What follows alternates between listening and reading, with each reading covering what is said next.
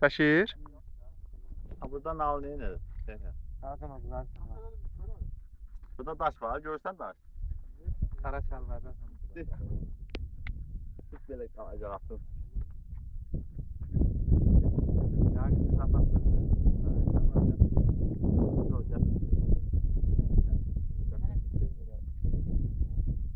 Hem istemeyi hem de yok. Ama akşam.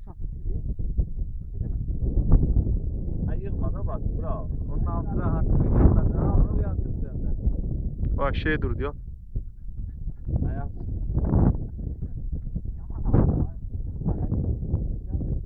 Ha vuracak o zaman. Düş. Onun. Ha, senin altına güzel. Yürüvet yıkılacak. Ha, tartıpsan da bırak onu. Bırakma. O geçsin de. Yok, Nasıl dönmede defasını mı değdir he? Hele kalktın ha? İyi geçsin o da başım. Hara gedir? Ha, yok. Bana demek ki o. İyi koştu. Ha, o da stadyumda saklıyorsun. Kurbet aparacak şey ya. Çürtlere de bak. Yekimler at mı kaçırdı?